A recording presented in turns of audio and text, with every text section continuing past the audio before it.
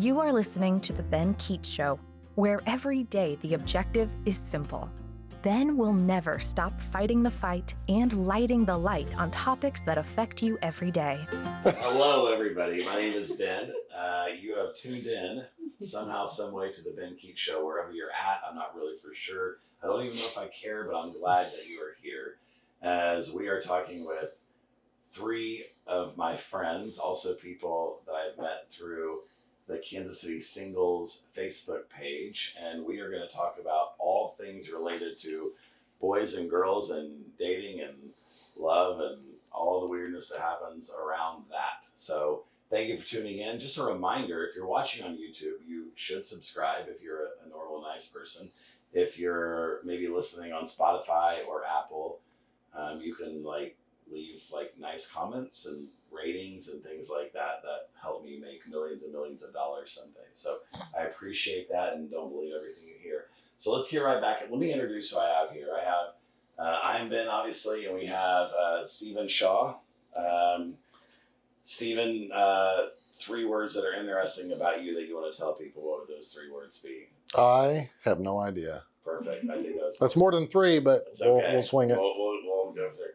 And we have Jennifer Flanagan, straight from California to Kansas City. Why did you move to Kansas City? It's the greatest story I've ever heard. Oh, thank you. It is. I moved here because I have season tickets to the Chiefs, and I was sick of flying out for every home game from California. Make sure you guys understand what we just heard there.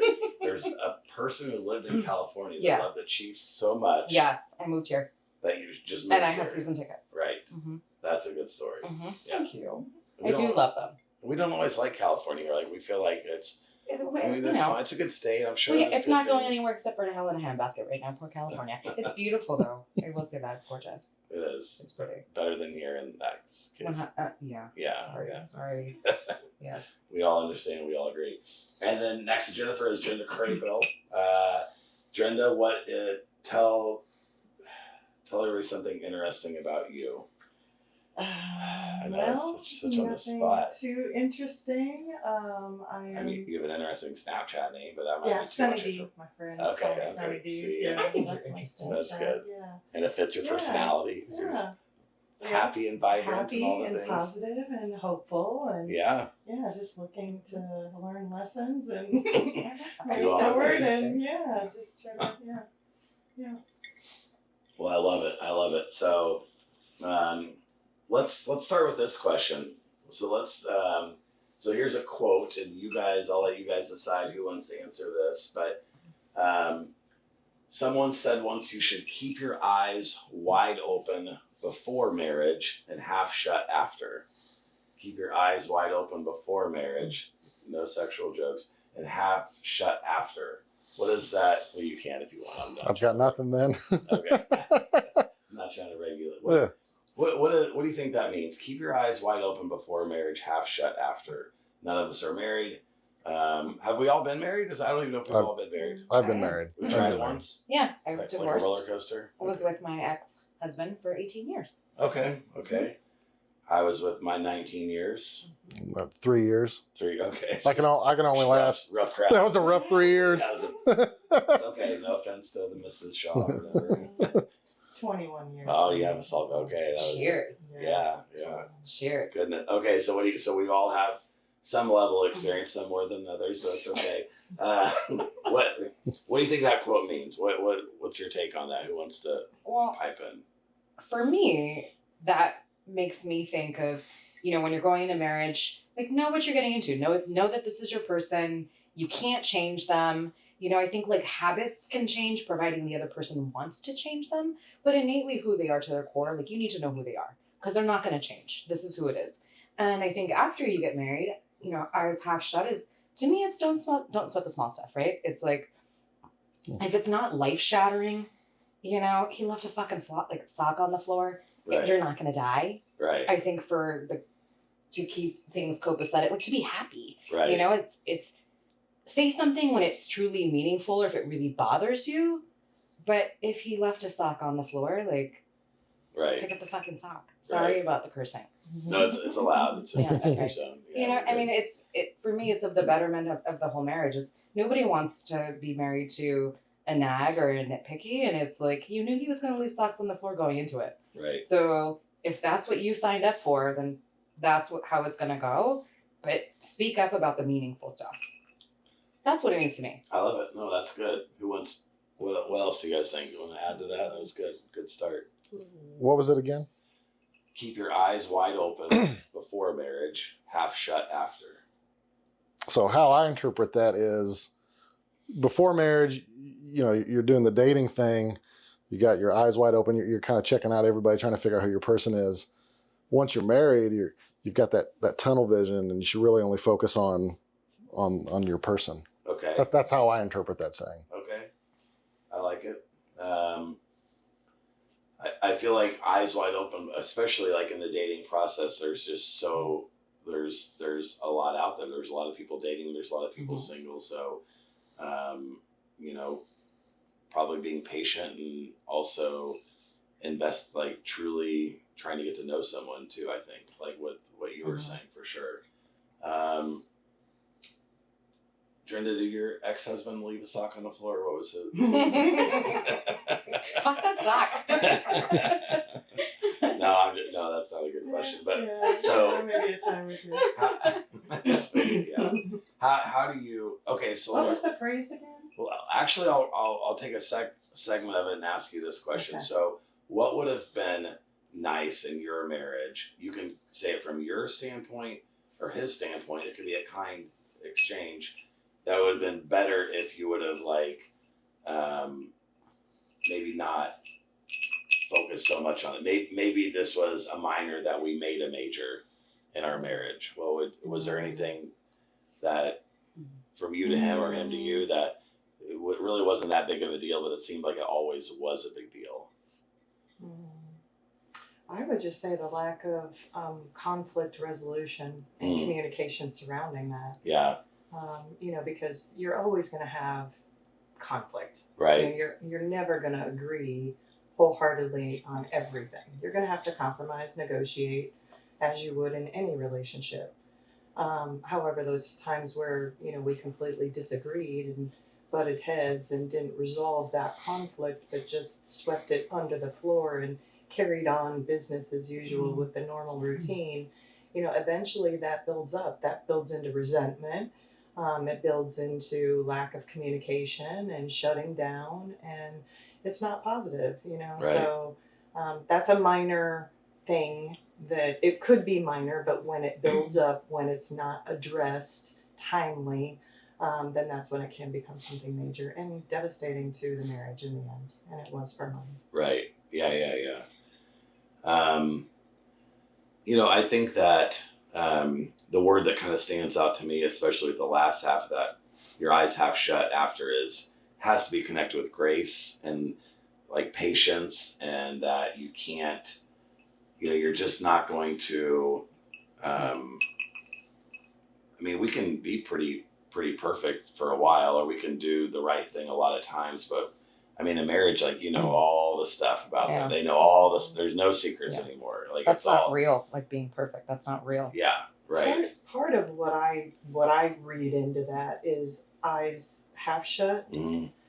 I don't agree with that. I think you should have your eyes wide open before marriage, and you should have your eyes wide open after marriage. Right. Because ultimately, if you're in a relationship with your partner, you both want to have your eyes wide open to each other all the time to lift each other up in that partnership. Right. When someone's down and not doing well, Right. job's a mess and chaos with this, that, and the other, we need to be able to support each other and lean on each other. So eyes wide open when you see your partner struggling, go the extra effort, be there for them in those times. And then even after marriage, absolutely. If we have our eyes shut half the time, and if that becomes the norm, to me, that becomes complacency. And to me, that's where marriages fall into a rut. Right. If we don't have our eyes wide open as to maybe sprucing things up a little bit. Right. If we have our eyes half shut, then we're not paying attention, truly. Yeah. So we need to keep them open at all times. I love that, and I'll add that the problem also, you could say, with half shut is that you might be ignoring things that shouldn't be ignored. Right. And you're settling in ways that there's things that need to be addressed that aren't being addressed, that can over over time lead to problems, I think. So that was good. Good. I love it. I love it. All right, here's the next one. All right. Love. We're talking about love here. We're all like searching for it. I had most of this. No, we all are. Love cures people, both the ones who give it and the ones who receive it.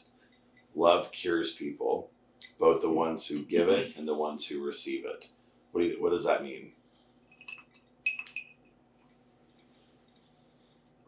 Oh, I can give a context to that, to add to that. So when people, when people are in, like people are searching for love, right? People want that. And sometimes we say, well, they're ready. Some people are ready to receive it. Some people don't know how to give it. We have all sorts of ideas around love in terms of the readiness people are personally. Like sometimes you could fall for somebody and they don't fall. Well, they're just not there yet, or they're just not getting something, or they're just not there.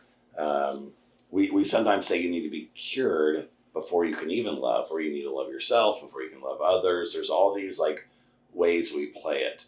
I don't even know if I agree with all that, but I'm going to ask you guys. So I'm going to say this. So love cures people. That means you have a sickness. That means you have a problem. That means there's something missing. So there's a cure to love, both the ones who give it and the ones who receive it.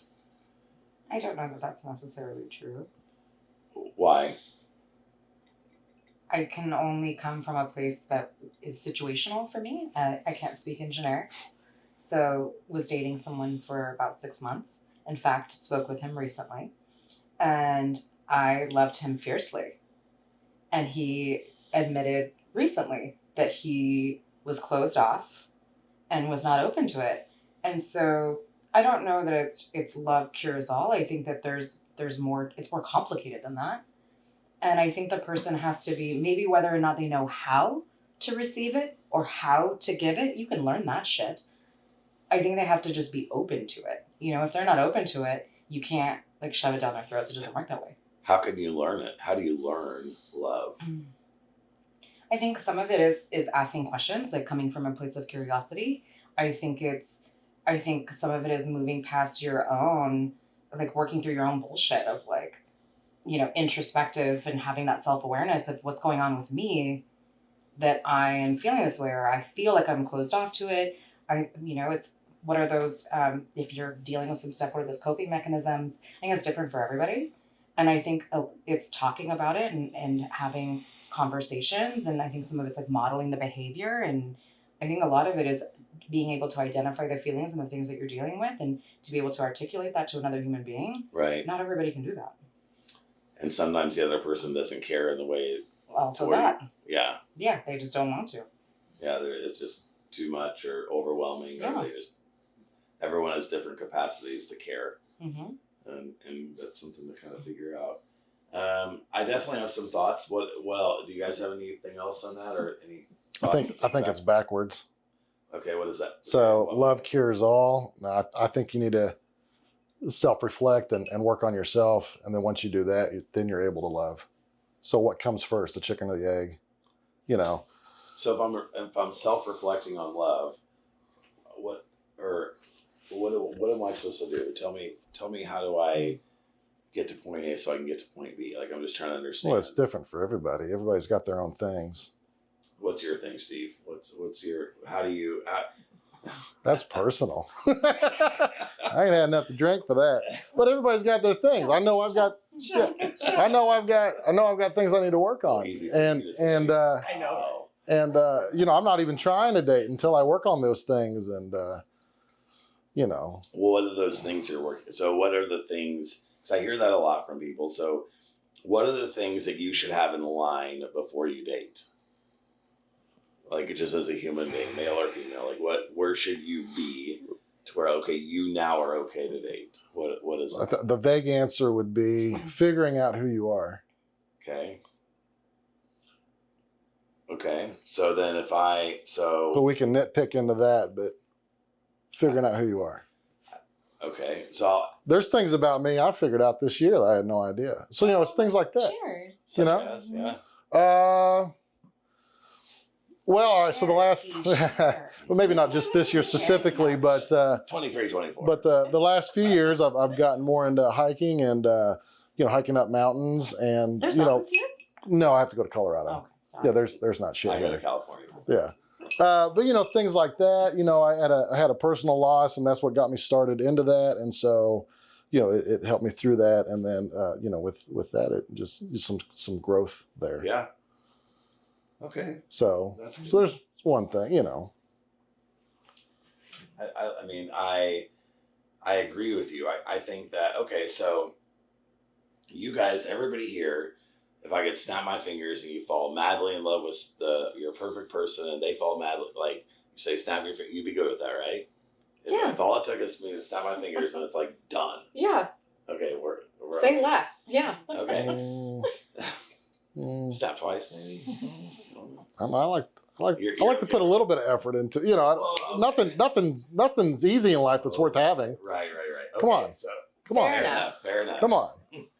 So, what is the draw to that? So I'm gonna still say that the phrase "love cures people" is an accurate 3 words. I'm gonna still say that's true. So, what changes about your life if that happens? If now and for the rest of your life, every day for the rest of your life, your person who loves you as much as you love them, and you're going to build this life together until the day one of you dies. Like, I mean, that's a game changer, right? That Yeah. changes your entire. That's pure happiness. I was just gonna say I'd be incandescently Pure happy. happiness right there. So if I could put that in a pill and sell it, I would be a rich man. You'd be a rich Yeah, man. right? Yeah. That's a cure. So, but the problem with the word cure is that it assumes that we're broken or that we're sick. We have something that needs to be cured. I don't know. I don't know that that's necessarily true. I mean, it's a dramatic statement. It is. But I don't. so how I don't would think you we need say to be dramatic. So then how would we say? So what would be a more accurate way to say that? Love cures people. I like that because I like the idea that The desire to we're love broken and that there's cures something people. about our person that can change course for us. It goes against common sense. Common sense in 2024, Jen and I have talked about it, is going to be more from the perspective of you get healthy, you get whole, you do your best. But And that's this loving is- yourself. And so in that respect, I do think love cures all. Because if you look at it from the standpoint of maybe not tied to another person, love, and you're loving yourself and making yourself emotionally, mentally, physically happy and healthy, then you're giving and receiving love to yourself, then I would say you're cured. Fucking cheers to you. Without your person, you're already I think that you cured. need to be there. I don't know. I don't know that you need to be entirely there. I think you could be 80% there and then finding your person. I think a happy and healthy relationship is curing in itself. Yes, I do think that can help you move through some of whatever it is that needs to be cured. I don't know if cured's the right word. But if you are not in an emotionally healthy place, I don't think you need to be 100% emotionally healthy to be in a relationship, because a healthy relationship can help you. But I don't think that if you are even in a place to be able to love yourself, if you can't love yourself, if you can't make yourself happy, no one else is going to make you happy. Okay, I got to think about this. I'm not sure I agree with that. You don't have to agree. This is just my personal opinion. No. I know. I'm just trying to. What do you guys think that that's right? Say that one more time. If you're not. So a couple things. I believe that if you can't make yourself happy, you are responsible for your own happiness. I agree. Yes. If you can't do that for yourself, I don't think someone else can come into your life and magically do that for you. I agree. Because then you're making it their responsibility, and it's not fair to them.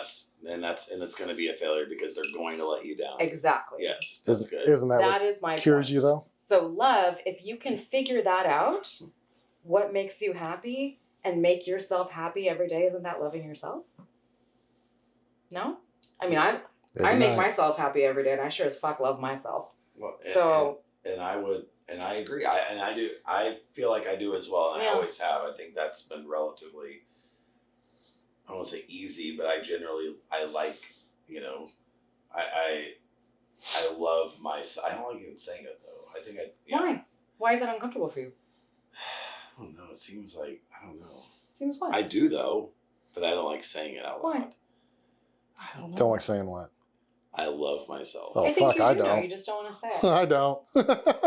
I got so much I got to work on. Fuck no.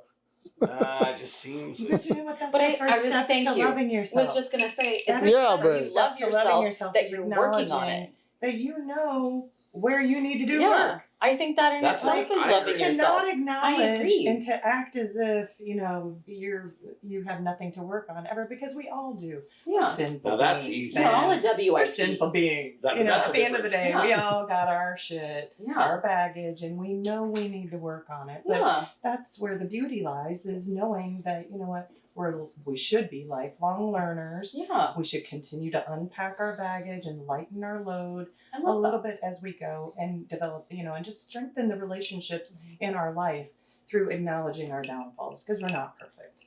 And loving ourselves, it all starts with loving ourselves first. Yes. Because we can't love other people Clink. unless Cheers. we But love the- ourselves but the- first. Yeah. I agree, but those are two different statements. It's easy to say, I have these 4 problems, I need to work on these things. These are all the reasons why I'm not perfect. Somehow the statement, this is just me personal, loving yourself feels like it doesn't like acknowledge that it seems egotistical for some reason, even though I know it's not. But there's something about it that has like a pride element that it's hard for me to say it. That's the answer to your question. Like, I love myself seems prideful. Even though I know it's not. I know it's good, but it seems that way. Saying what you said is easy to say. Like, I got shit to work on, these 6 things, I can tell you what they are. You can add to the list if you want to. But that seems easier. So when I think that, I don't know. Well, pride and ego are not all bad. They actually help us, to some extent, not just be a pushover and be a doormat. It's okay for us to be prideful and have some ego and stand up for ourselves. It's when we're out of balance and that ego becomes now dominant, and that's our intent, is to, be better than everybody else and prove it. That's when the ego becomes too much and it's out of balance. But, some ego is okay. I like the way you said that. Yeah. I agree. Because we should toot our own horn. You know what else can do it for you? We should have some ego and say, you know what, I'm a good person. I like to help other people. This is what I bring to the table. But then also, like you say, the other side is I know I need to work on being a little bit, judgmental in the back of my head, thinking, why aren't people making better choices, or, whatever. Yeah. It's like, you just want to help them. But it's like, I got to stop with that. I don't know everybody's story, and I just need to focus on me and do what I can to help and keep it at that. And forgiveness and grace of oneself as well as others in your life for sure. is huge. Right. You can't get past things if you don't cut those grudges and just Oh, forgive and move 100%. on. And sometimes it means 100%. we got to agree to Well- disagree, but at the end of the day, we respect each other, and Yeah. love is the intent. Yeah. And so at that point, we can move on, just knowing we have differences. I like that. For the biggest thing I've learned about love since my divorce 5.5 years ago is that to truly love someone means there's going to be an internal sacrifice that you make for yourself for them. So I love myself. When I say I love myself, I like who I am. I like most things about me.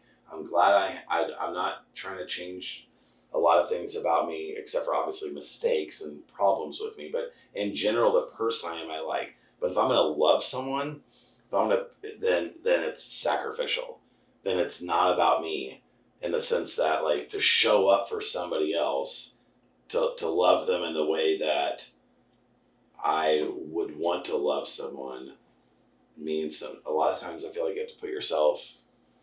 There's gonna be an element of giving. There's just gonna be an element that you have to be second at times. I don't know. I think if you find that right person and you take your time and you gather your information and the right love languages, speak to the right love languages, there's no sacrifice that needs to be made. It's just a win-win. Like, wow, we align so well that there's no sacrifice that needs to be made. That's what people should look for instead Well- of settling and then being resentful and ending marriages and thinking ahead to what you truly want. What do you need out of a relationship and what's truly going to make you happy? I mean, I don't think the words sacrifice and compromise mean the same thing. And I think sometimes often people use them interchangeably. And I think that that's where disconnects can happen. So what do they mean? And what does sacrifice mean? And what does compromise mean? So sacrifice for me, and I'm not Webster, but when I think about something that's sacrifice for me is giving up something that's a need for me. And I say need, not a want. You know, for me, I have needs and then there's a nice to have, but I'm talking like a true, genuine need. I don't want to sacrifice those things. Things that feed my soul. Like I don't want to sacrifice those things. Will I compromise on a Friday and go eat sushi in Kansas City, even though it's not the same sushi as California? Absolutely. If that's what my partner wants, absolutely. It's not the same as California, but you know. So you're more okay with compromise and sacrifice? 100%. I'm more okay with sacrifice and compromise. So you're not eating the sushi? I'm messing with you. Well, I eat everything, so I'm just like, my taste buds are so Midwest. I don't have the knowledge base that you have. But sacrifice. So you would sacrifice something that is so important to you and that makes you feel loved. That's how you feel love from the other person. No, that's how I give love to the other person. They have to deserve that sacrifice. I'm not going to sacrifice just to sacrifice. But to sacrifice something for someone that deserves it, I'm good with that. See, and actually, I wouldn't even say that's a sacrifice. I would say that's a gift. Well, I hope they receive. I mean, that's a good. I like how you said it better than the way I said it, but it is. what would a sacrifice be? Yeah. Tell me more about this. Let's dive deeper. Oh shit. Let's double click into this. Let's double click into this. See, I have all these things in my mind that are going on that you guys don't get to see. You're not supposed to ask. I have to ask the questions. So sacrifice. I'll tell you more tomorrow. So sacrifice is. Oh wait, I'm supposed to say like in the first person. Like I'm supposed to say, I mean, if it's you better own your shit. Speaking of hypotheticals. No, be real, be you. You had a friend? Asking for a friend, Ben. My friend Glenn had this problem. Okay, let me see here. So sacrifice would be for me something that how do I say this? This is like more difficult than I realize. I feel like I should come up with some generic fast, but I'm having trouble. Okay, so No, be specific. I think that makes it easier. I think it makes it more real. I think it makes it more relatable. I think it makes it more clear. Right, okay. So sacrifice would be there's something that I want or something that I would like for a direction of my life or something that should be a part of it, but it's not going to happen in the way that I think it should, or it's not going to happen in the timing that I think it should. So sacrifices could be tied to patience. Sacrifice could be tied to accepting that where somebody is at the time versus where I want them to be now. So sacrifice is seeing a big picture in the future, but knowing that there's going to be steps that are going to have to happen before. So my mistake in relationships in the last 5.5 years is I'm going to figure this out a month later, 2 months later. I'm a fast mover. I figure things out. I like you. I don't like you. Here's where we're going, what we're doing. And so for me, that's like comfortable for me. Like I'm like great with that, but that's not how everybody's wired. So a sacrifice for me would be put how I want to operate, what I think is okay. Because I was having a conversation with someone a couple of days ago about this, and they're like, well, here's a problem with you in dating. She was calling me out, very good friend of mine. She was saying, you are so open to like, people can meet your kids, people can meet your family, you're like okay with this, and they're taking that as like you're like really like them. But for me, it's not even that big of a deal because you're so free and open with things. But girls interpret those things as like huge more meaningful. actions. Yeah. Right. And like, and that, but you also, your problem is you don't recognize how they're interpreting your actions. I know your actions because I've been friends with you for years. I know how you think, but that's not how it works in dating. And so you have single women who are in their 40s with a couple kids who would love more than anything, potentially, whatever. And you're a smart guy, but you're not getting how you are coming across. And so then in a love situation, if I love someone, if I want to spend the rest of my life with someone and I don't get all the things I want when I want them, the sacrifices, I gotta adjust my personality, I gotta figure it out, or I'm not gonna, there's, that for me, that's a sacrifice. So what I'm hearing you say is... Oh, great. Tell me, please. Patience is a sacrifice for you. Patience. Yes. I will tell you, 100%. listen, cheers, because I am also not a patient person, and I have no problem saying that. And it is something that I work at every fucking day. And it is not easy. And I am not patient. I am not either. And I actually have a sticky note on my computer right now. I'm not going to tell you what it says. But it is, I look at it every day, and I remember to breathe. Yeah. Yeah. Yeah. Okay, well, I need to fill up my whiskey. No, we're gonna stop this. Stop for our paid commercial break. Yes, yes. Hear from our sponsors. Right. Thank you for tuning in. Is it Four Roses? Is our sponsor? Are they an official sponsor? Is that part of the donation? No, they have not paid me any money. No, they have done nothing but lead to my opening up about my mishaps and my shortcomings. And, more for Roses then. yeah, I know. I'm messing. You know, say that. No, I know. Joshing I know. Thank you. I don't even know how to wrap up this episode because my brain is all over the effing place. But thank you for tuning in. My name is Ben. You're going to see these three happy, smiley, beautiful faces here in another episode. So stay tuned. We were going to pose more questions, solving the world's problems as best as we possibly can, and exposing all the things we don't want to expose, but it's okay. Have a great day. Thanks for tuning in. Bye. Thank you so much for listening. Let's keep the conversation going. You can reach out on Ben's website, www.benkeechshow.com, or on social media to chat. And please remember to subscribe so that you never miss an episode.